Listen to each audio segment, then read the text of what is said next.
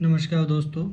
आज मैं लेके आया हूँ आपके लिए संविधान की प्रस्तावना से एक बहुत ही आसान पर थोड़ा सा ट्रिकी क्वेश्चन है। तो हम आज इस प्रश्न को हल करेंगे। प्रश्न है, संविधान की उद्देशिका के महत्वपूर्ण शब्दों को गिनाइए, इनमें से किन्हीं दो पर चर्चा कीजिए। तो संविधान की जो प्रस्तावना है, संविधान की जिसे भूमिका कहा जाता है, प्रस्तावना में जो महत्वपूर्ण शब्द हैं, पहले हमें उनको गिनाना पड़ेगा या उनको लिखना के बताना पड़ेगा कौन कौन से शब्द महत्वपूर्ण हैं।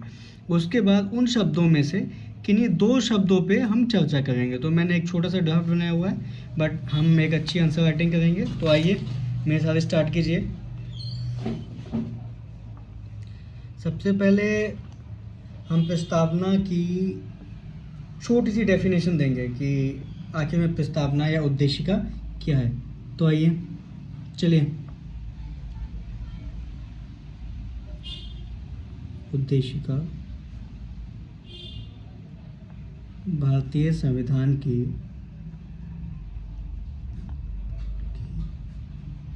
भूमिका होती है, जिसमें संविधान के आदर्श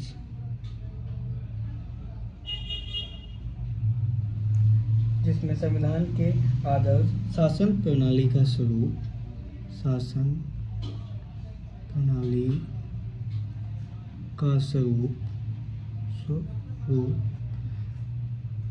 संविधान के लागू होने की तिथि, संविधान के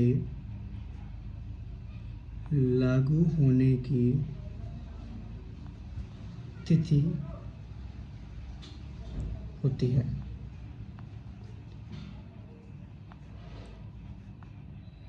यह नेहरू जी के उद्देश्य प्रस्ताव से प्रभावित, या उद्देश्य प्रस्ताव ही था, ये प्रभावित है। तो यह 3 लाइनों में हमने एक छोटा सा इसका दे दिया। अब हम इसके महत्वपूर्ण जो शब्द हैं उन शब्दों की चर्चा करेंगे। तो कौन कौन से शब्द ऐसे जो महत्वपूर्ण हैं, तो आइए।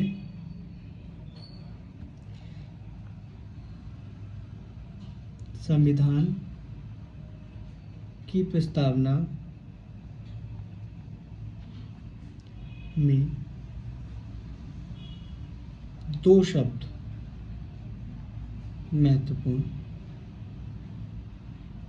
हैं। अब आप सोचोगे मैंने 2 क्यों लिखा। अब हम इसको एक चार्ट बना के दिखाएंगे कि कौन कौन से 2 शब्द हैं। तो ठीक है, तो सबसे है शासन शक्ति का स्वरूप, और दूसरा है शासन शक्ति का उद्देश्य। शासन शक्ति का उद्देश्य। तो प्रस्तावना के 2 महत्व। अब इनको हम आगे दिखाएंगे कि इनमें कौन कौन से शब्द महत्वपूर्ण हैं। तो सबसे पहले शासन शक्ति का, तो इसमें क्या है, इसमें हम दिखाते हैं। तो शासन शक्ति का स्वरूप क्या क्या है। शासन शक्ति का स्वरूप है संपूर्ण प्रभुत्व संपन्न, समाजवादी, पंथ निरपेक्ष, लोकतांत्रिक, गणराज्य। तो लिखते हैं संपूर्ण प्रभुत्व संपन्न, पहला शब्द। दूसरा समाजवादी, तीसरा शब्द पंथ निरपेक्ष, चौथा शब्द लोकतांत्रिक, और 5वां गणराज्य। तो ये 5 जो शब्द हैं ये शासन शक्ति का स्वरूप है, यानी कि जो शासन को शक्ति मिलती है कहाँ से मिलती है। अगर कोई भी फैसला लेना है तो संविधान ने उनको शक्ति दी हुई है कि संपूर्ण प्रभुत्व संपन्न, यानी कि आप किसी के दबाव में ना आकर खुद से एक सरकार भारत के प्रति फैसला ले सकती है। तो इसी तरह ये 5 हो गए। अब शासन शक्ति का उद्देश्य। तो शासन की शक्ति का उद्देश्य क्या क्या है? तो शासन की शक्ति का उद्देश्य है न्याय, स्वतंत्रता, बंधुत्व,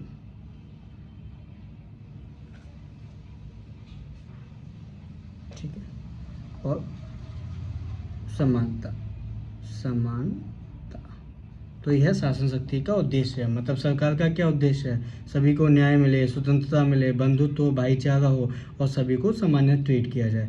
तो ये हो गए इसके महत्वपूर्ण शब्द। अब हमें किन्हीं 2 शब्दों को उठा के उस पर चर्चा करनी है।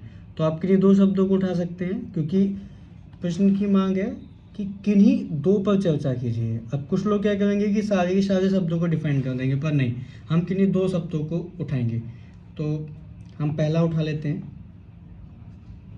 संपूर्ण प्रभुत्व संपन्न।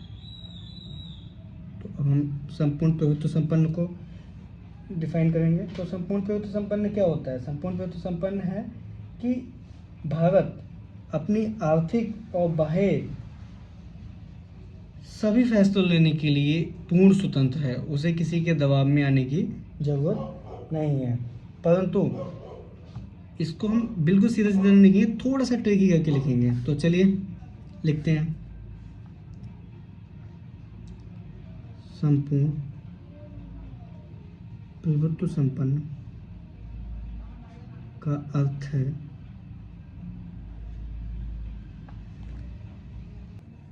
भारत अपने आंतरिक एवं बाह्य मामलों में स्वतंत्र निर्णय लेने की शक्ति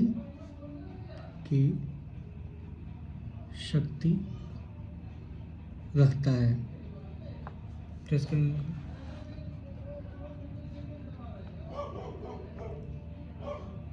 कुछ मुद्दे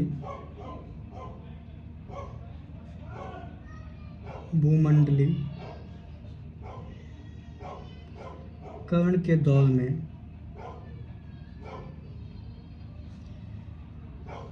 वैश्विक मुद्दे हैं, जैसे आतंकवाद, गरीबी,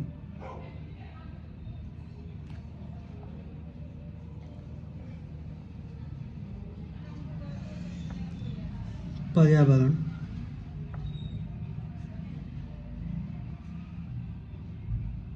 सतत विकास। यदि इन अपवादों को छोड़ दिया जाए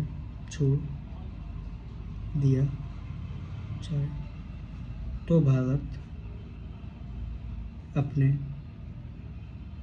सभी निर्णय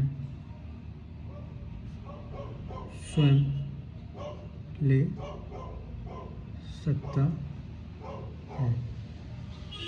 तो संपूर्ण प्रभुत्व संपन्न में हो गया कि कुछ अपवाद हैं भूमंडलीकरण के दौर में, जिनके लिए भारत के साथ साथ अन्य देश भी बाध्य हैं, स्वयं निर्णय ले नहीं सकते। तो उनमें एक यूनाइटेड नेशन और बहुत सारी संस्थाओं के मंच पे जाके निर्णय लेना होता है। परंतु भारत इसके अलावा सभी देशों के लिए स्वयं निर्णय लेने के लिए पूर्ण शक्ति रखता है।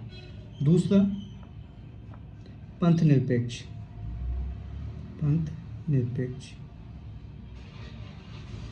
इसका अर्थ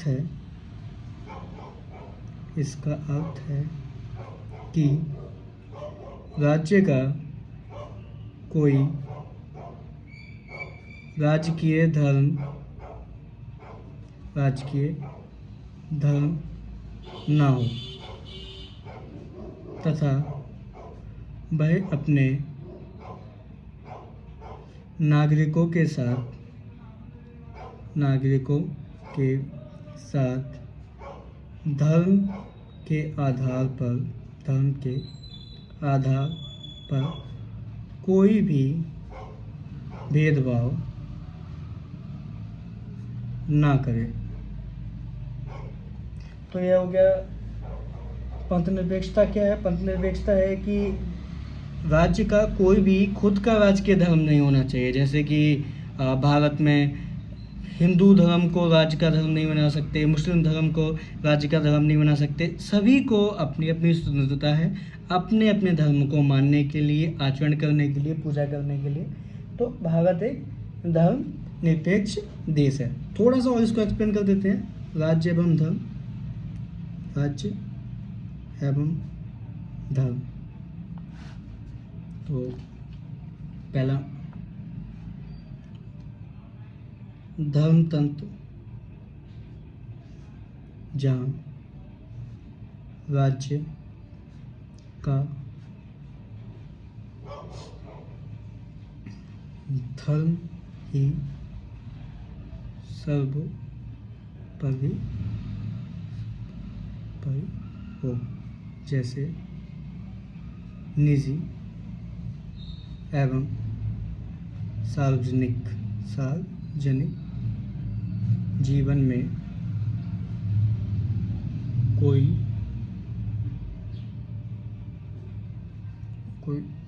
धर्म के अनुसार शासन हो। दूसरा, नास्तिक शासन।